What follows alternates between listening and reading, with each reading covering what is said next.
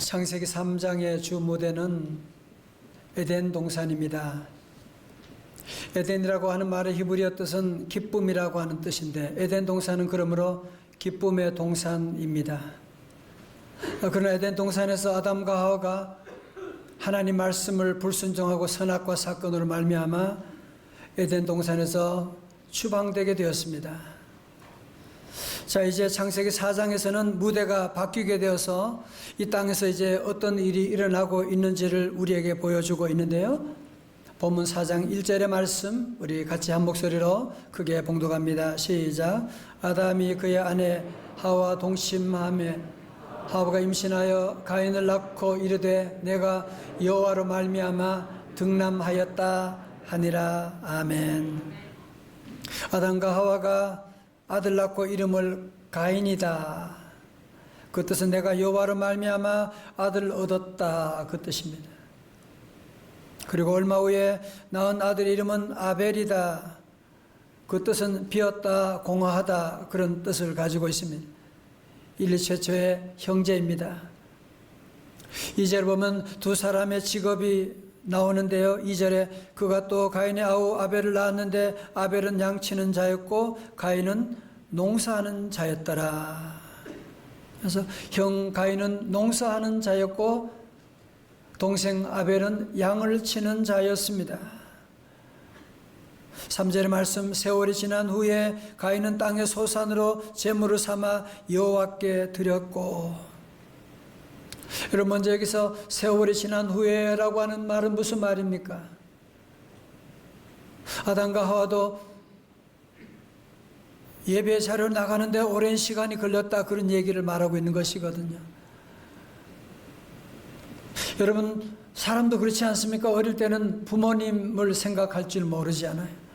그러나 나이가 들고 철이 들게 되면 부모님을 생각할 줄 아는 것처럼 우리 인간도 영적으로 철이 들게 되면 하나님을 생각하게 되는, 하나님께 나아가려고 하는. 왜 그래요? 우리 인간은 동물이 아니잖아요. 우리 인간은 하나님의 형상을 따라 지음받은 존재이기 때문에 누구나 다 영적으로 하나님을 그리워하는, 하나님께 나아가려고 하는 그런 마음을 다 가지고 싶은 것이 우리 인간의 본성이지 않습니까? 여러분, 그런데 죄가 하나님과 우리 사이를 갈라놓고 말았습니다. 여러분, 죄라고 하는 것은 항상 우리에게 세퍼레이션을 가지고는, 그럼요, 부부 사이도 30년, 40년 행복하게 살아도 죄가 들어오면 쫙 갈라지게 되는 거예요.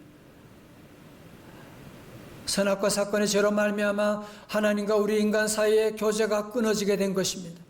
관계가 단절되게 된 것입니다. 그것이 창세기 4장의 이야기인데, 그러면 제사는 무엇입니까? 하나님께 나가는 인간이 죄가 있어서 하나님께 나갈 수가 없는데 그 모든 죄를 덮어주는 것이 바로 제사라는 것입니다. 그게 문제가 아닙니다. 아니 그러면 하나님이 왜 그러면 가인의 제물은 받지 않으시고 아벨의 제물은 받으셨을까? 오늘 이 질문을 가지고 여러분이 말씀 안으로 함께 들어가 볼 수 있기 바랍니다. 어떤 사람들은 이 말씀이 이해가 안 되면 자꾸 자기 마음대로 풀라 그래요. 제가 늘 강조하는 것 있지요. 성경은 성경으로 풀어야 된다고. 자꾸 인간적으로 풀려고 무슨 비유풀이 인간적으로 자꾸 푸니까 이단들이 나오게 된 거 아닙니까? 그죠? 여러분, 자, 그러면 오늘 성경은 우리에게 뭐라고 대답하고 있느냐? 히브리서 11장 4절의 말씀입니다. 우리 같이 한번 읽어볼까요? 11장 4절의 말씀. 우리 가정에도 다 함께 같이 읽어요. 시작. 믿음으로 아벨은 가인보다 더 나은 제사를 하나님께 드림으로 의로운 자라 하시는 증거를 얻었으니 하나님이 그 예물에 대하여 증언하심이라. 그가 죽었으나 그 믿음으로써 지금도 말하느니라. 아멘. 자, 보세요. 여러분, 히브리서 기자는 가인은 농산물을 드렸기 때문에 하나님이 안 받았고 아벨은 피의 제사를 드렸으니까 받았다. 성경이 그렇게 말하고 있지 않잖아, 그죠? 여러분, 저들의 제사의 차이 한 가지는 뭐예요? 믿음으로. 다 같이 믿음으로. 하나님께서 믿음으로 드린 제사는 받으셨고 믿음이 없이 드리는 제물은 받지 않으셨구나라고 하는 것을 여기서 지금 말씀하고 있는 것이거든. 여러분 그렇습니다. 우리가 황소를 잡아 드린 것보다도 하나님은 믿음으로 드리는 제사를 받으시고 믿음이 없이는 하나님을 기쁘시게 할 수가 없고 오늘 교회 처음 나왔지만 그러나 하나님 이곳에 함께 하심을 믿고 믿음으로 나왔다. 믿음으로 가정 예배를 드린다. 하나님 다 받으시는 줄로 믿습니다. 여러분 그렇다면 믿음의 내용이 뭡니까? 믿음의 컨텐츠가 뭡니까? 뭘 믿어야 되는 겁니까? 아벨은 뭘 믿었다는 말입니까? 예, 성경에 다 대답하고 있어요. 히브리서 11장 6절의 말씀 보세요. 믿음이 없이는 하나님을 기쁘시게 하지 못하나니. 그 다음에 믿음의 내용 두 가지입니다. 첫 번째로 뭐예요? 하나님께 나아가는 자는 반드시 그가 계신 것과. 다 같이 아멘. 하나님께 나아가는 자는 반드시 그가 계시다. 자, 저를 보세요. 우리 눈에 공기가 보이지 않지만 공기가 있잖아요. 우리 눈에 전파가 보이지 않지만 전파가 있잖아요. 우리 눈에 사랑이 보이지 않지만 사랑이 있는 것처럼 하나님은 지금 내 눈에 보이지 않지만 하나님은 이곳에 계신다. 주 오늘 여기 계시오니 다 와서 주의 말씀 듣세. 두 번째로 우리는 무엇을 믿어야 됩니까? 믿음의 컨텐츠 두 번째가 뭡니까? 그가 자기를 찾는 자들에게 뭘 주신다고요? 상 주시는 이심을 믿어야 할지니라고 말씀해요. 다 같이 아멘. 믿어야 할지니라고 말씀하는 거예요. 이 두 가지를 믿어야 되는 거예요. 나를 믿는 거 그거 믿으면 아니에요. 하나님은 반드시 이곳에 계신다. 하나님 오늘도 찾고 기도하고 하나님께 예배하고 나가면 하나님께서 오늘도 나에게 상을 주실 것이다. 여러분 때로 우리 안에 예배를 드리면서도 방자하고 우리 안에 예배를 드리면서도 진지하지 못할 때가 많은 이유가 어디 있습니까? 왜 그래요? 우리가 아이들이 봐도 함부로 행동하지 못하는데 하나님의 임재를 제대로 느끼지 못하니까 하나님의 임재를 모르니까 하나님의 임재에 대한 의식이 없으니까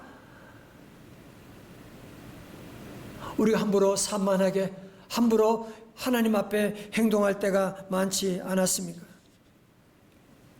저는 목사로 예배를 인도하면서 늘 제게 경각심을 주는 성경 구절이 하나 있습니다. 여러분 아시는 것처럼 다윗이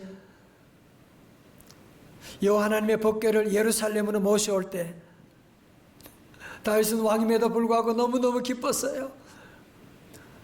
내가 하나님께 예배 드릴 수 있다. 하나님의 법궤가 들어오니까 너무 기뻐서 춤을 추게 되고 찬송을 하게 되고 너무너무 기뻐 춤을 추다가 그만 바지가 내려오는 것도 모르고 춤을 추고 집에 들어가니까 부인 미갈이 바가지가 시작이 되었습니다.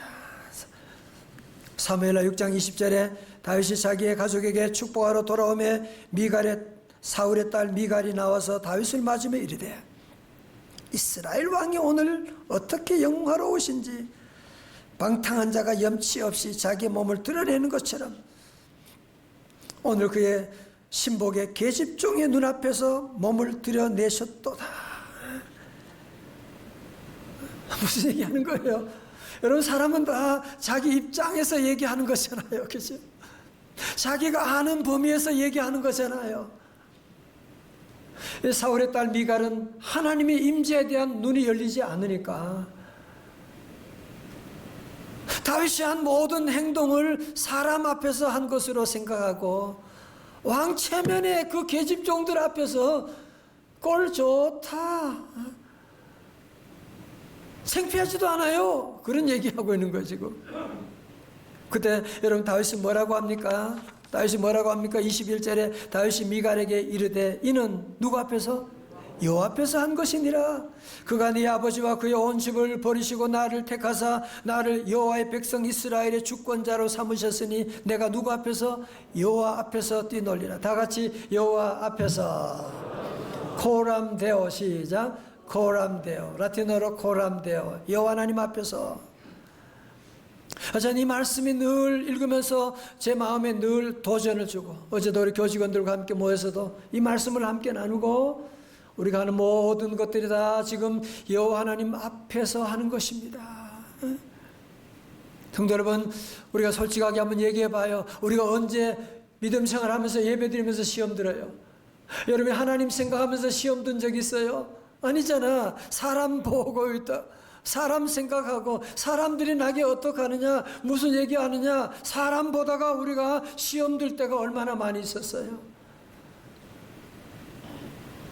여러분, 자꾸 교회 나와서도 사람 무식하게 되면 미갈이 될 수가 있어요. 교회 나와서 이 목사 보게 되면 저는 허물이 너무 많아요. 사람을 보면 안 돼요. 그래서 우리 성도들은 늘 모든 일에 찬송을 할 때도 우리는 여호와 앞에서, 다 같이 여호와 앞에서, 기도할 때도, 봉사할 때도, 헌금할 때도, 할렐루야. 여러분, 그래서 가인과 아벨의 제사의 첫 번째 차이점은 뭐냐? 믿음이었습니다.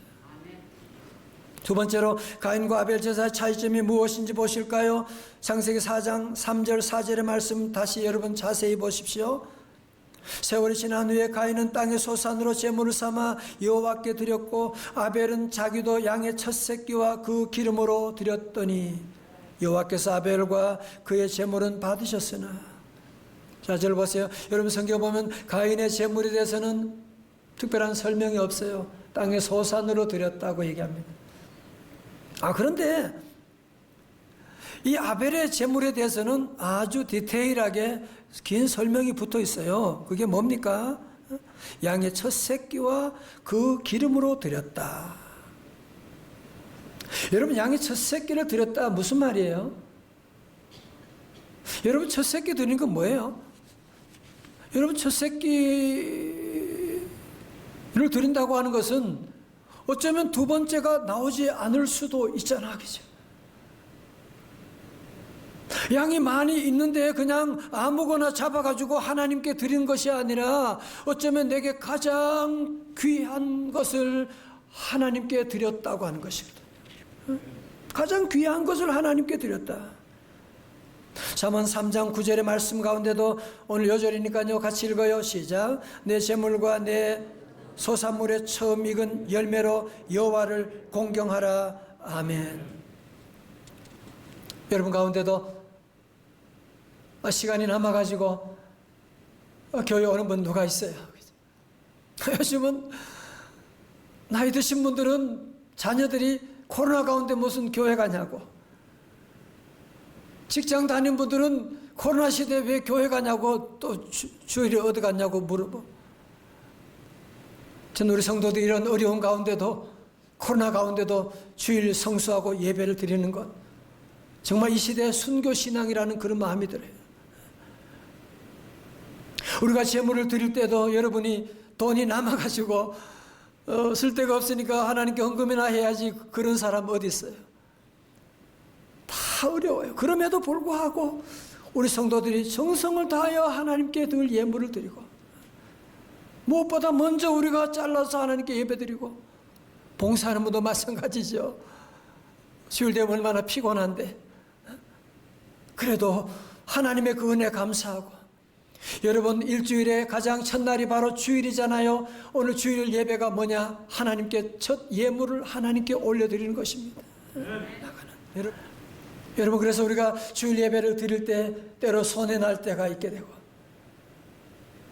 직장 생활 하시는 분들은 주일에 만남도 좀 가지고 교제도 가져야 되는데, 그럼에도 불구하고 주일 예배를 지켜나가는, 주일을 성수하는 예배들이, 이것이 바로 아벨의 제사고, 이것을 바로 하나님께서 기뻐 받으시는 줄로 믿습니다. 몽골의 이용규 선교사님이 쓴 내려놓음이라고 하는 책에 소 대신 예배를 택한 한 자매 이야기가 나옵니다.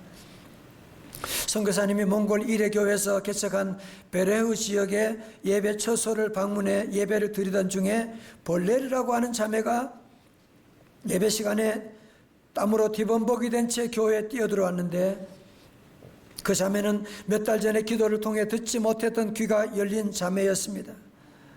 이 자매가 예배 몇 시간 전에 재산 목록 1호인 소를 잃어버리게 된 거예요.